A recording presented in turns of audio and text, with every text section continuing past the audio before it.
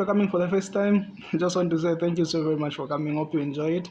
And if you are coming back for the second time, you are my biggest fan. You are my biggest supporter. You are the one keeping me moving. Just want to say thank you as well. And please don't forget to subscribe, like, and share with your friends so that they get to the different things that we talk about on this channel. Yeah, so today, like we all know, I talk about different things concerning Africa. If it's about other countries outside Africa, I will be just using them as references or as comparisons for comparison purposes. Just yeah. So today I'm going to talk about Zambia. Just this is the first video, so I have to talk about my own country, Zambia, before going to other African countries. Yeah, so and to be specific, I'll be talking about the education, how much the government is spending on education. Yes, that's what I'll be talking about in this video today. In other videos to come, I'll be talking about the change of prices over time, the inflation rate. I'll be also talking about the unemployment rate that we are experiencing in Zambia. In other videos to come, but for today, I'm just going to concentrate on education, how much income, how much budget is being reserved, how much money is being allocated to the education sector. Yeah, so without further ado, let's get started. Like we all know, Zambia's got a population of over 18.4 million of people, and among those we've got a staggering, we've got a percentage which is of course some kind of surprising. We've got a 68% of people living in poverty. Yes, 68%, not 40, not 20, but we've got 68% of people are living in poverty. And among those people, of course, we've got people are living in extreme poverty, meaning the worst level of poverty one can ever experience.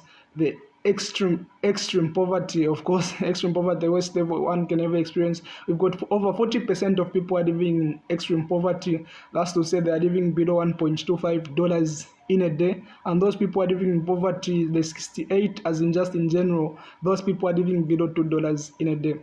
And you can just imagine it is not more like they're just living slightly below $1.25, but they are living below, like way below $1.25 in a day. Some of course they are getting over $0.3 in a day. Some they are getting $0.1 in a day. Yeah, so it's something of course which is surprising, something which requires the world's attention, something which requires of course we the youths to come up with some ideas, some initiatives that can tend to solve these kind of problems.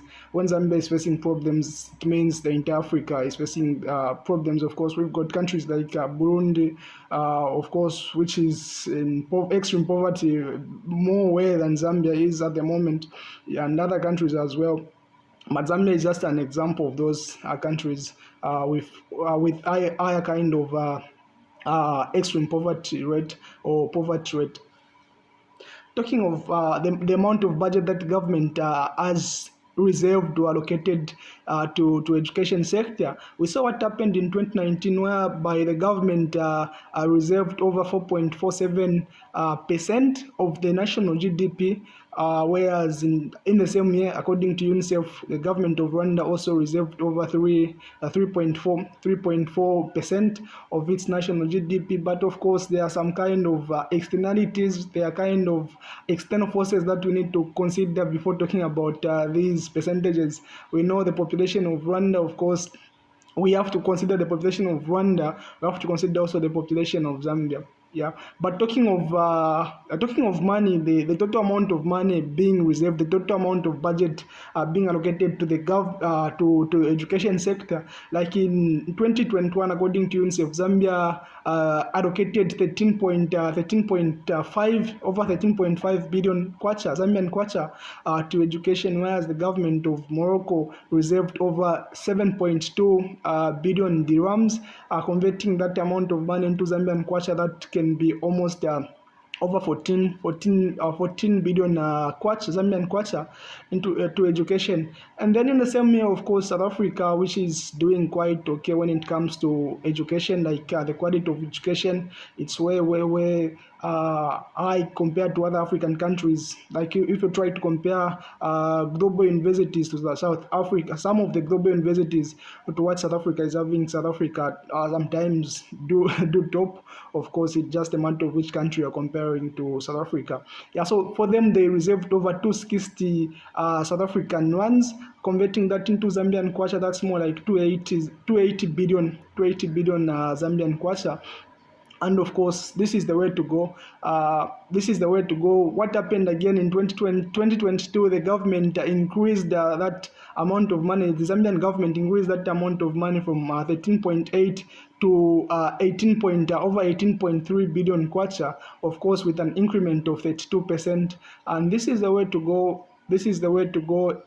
Putting more concentration on education, just like what other African countries are doing. Not only that, but also, to say the least, the Zambian government, of course, in 2021 introduced free education from grade 1 until grade 12. That's to say, from primary school and secondary school, education is for free. But when it comes to university, you have to get a student loan, and if you can't manage to get a student loan, then you have to pay for yourself. And of course, that's some kind of hard for people to do, considering the fact, considering the living standard, considering the wages that they are getting, considering their minimum wage. Of course, it's something difficult. It's something which is hard for Zambian parents to do or to pay for their children. They are talking of course of literacy rate, meaning the number of people are able to read, the number of people are able to write simple statement, the number of people are able to do simple arithmetic calculations. We are standing at the moment at 78%.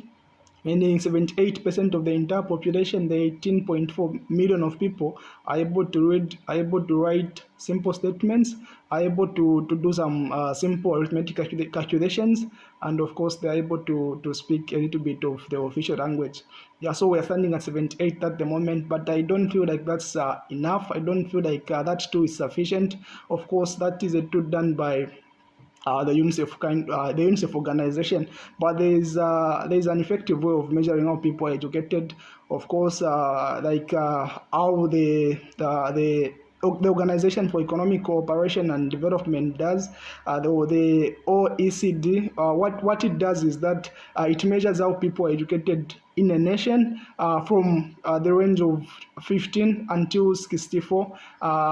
That's to say, how many people have managed to go to university, to universities, how many people have managed to go to colleges, how many people have attended universities or colleges, and how many people have managed to get diplomas, degrees, how many people have been skilled with wow at university, how much skill those guys have been able to acquire, of course, within the period of can be 2 years, 4 years, or more than that. Yeah, so this is an effective way of measuring how people are educated in a nation. Like, come on, why do you need to read for you to be educated? That's the minimum way of measuring how educated a nation is. Yeah, how doing simple arithmetic calculations, where is that going to take us? Like, it doesn't make a lot of sense. Yeah, so like if we try to measure how many people have managed to attend universities, how many people have managed to attend colleges, you're going to find that 78% is going to drastically reduce or exponentially reduce. It can be around 28% or somewhere there. That's just my guess. And of course, which is not good comparing to most educated countries. Of course, the most educated country on earth being Canada, of course, by the statistics done by the OECD, the Organization for Economic Cooperation and Development. The fifth one being United States, the fourth one being Israel, the third one being South Korea, and the second one being Japan. Yeah, so if you try to look at these countries, you're going to find out that these guys are educated and they are doing economically well. When you talk of the US, when you talk of Japan, of course, even if China is not appearing there, but I'm sure it's on top 10 or top 8. Yeah, so that's the way to go. The country, for a country to develop, it needs to educate its own people. The country needs to give student loans like what it has been doing at the moment. It is giving student loans to student loans for China. Students are in China at the moment. Students are in Russia, and we students at the moment we are in Morocco. Others are in Algeria. Others in Egypt, and that's the way to go. These simple steps can compound into a large compound, of course, and this is a very big step to take, considering the fact that Zambia is still young, of course, but that's not an excuse to give. We, the youths, the Zambian leaders, we need to come up together to change our country for the better, like what other countries are doing here within Africa and outside Africa. Yeah, so that's the way to go. And what is the main factor that hinders parents from paying for their children to go into universities? Yeah, so of course we have to put into consideration the minimum wage. That's to say the minimum amount of money that a person is supposed to get after working for an hour, and the standard amount of money that a person is supposed to get after working for an hour, of course, is $7.25. That's just the minimum. It's self-explanatory. It is explaining itself. It explains itself. Yeah, minimum wage. So look at this. I'll try to do some simple calculations, some practical calculations. I know some people, they look to be so savvy, they look to be so knowledgeable, but they don't put these things into consideration. But this is so important to know. Yeah, so minimum wage being $7.25 per hour. After working each hour you work, you have to get 7.25. Yeah, so let's say, of course, 7.25, you've got the average number of hours that people work in this world is supposed to be 8.5 hours. That's just the average. People work more than that. We've got people in our country, Zambia, working 24/7, of course, and getting the minimum wage, which is way below than that, than what it is supposed to be.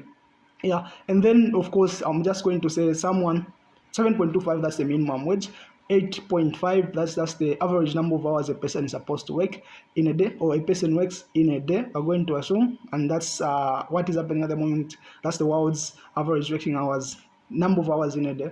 And of course, number of days in a week, we're going to say 7, but I'm going to remove the weekends. So I'm just going to say a person is working five days in a week, and that's 5 days in a week in a month, that's 20. So I'm going to say 20 times the number of hours, 8.5, that's 170. So 170 times 7.25, that's $1,232.5. So that's just the minimum amount of money a person is getting in other countries. 1,232.5 United States dollars. That's just the minimum amount of money is getting. But let's come back to reality. Let's come back to what is happening to our countries. And let's come back to what is happening in Africa and other countries as well that are not doing well. Yeah, so 7.25, that's just the minimum wage, but in Zambia it's below that, and people living next to poverty living below $1.25, meaning they are living below 1.25. So I'm just going to say $1. Of course, it's way below that, but I'm just going to get $1. So $1 times 8.25, and then times the number of days, which is 20. And I'm going to have 170 United States dollars. 170 converting into Zambian kwacha, that's more like 3,060 kwacha. And of course, that's just the amount of money a person who is employed by the government is getting. We're going to find that a teacher is getting this amount, a nurse is getting this amount of money. Of course, that person is employed by the government. Now you can just imagine how much a person who is not employed by the government is getting. If the person working for the government is getting this amount of money, if our fathers, if our parents in general who are employed by the government are getting this amount of money, you can just imagine a person who is working as a maid. You can just imagine a person who is working as a security guard. Yeah, so it's so difficult, and of course they can't manage to pay for their children because life is so it's so kind of expensive. They can't manage to pay, and this is the main reason why we've had in the past whereby the people educated are kind of not many in our country, Zambia. And thank you so very much, everyone. Hope you enjoyed this video today. I thank you.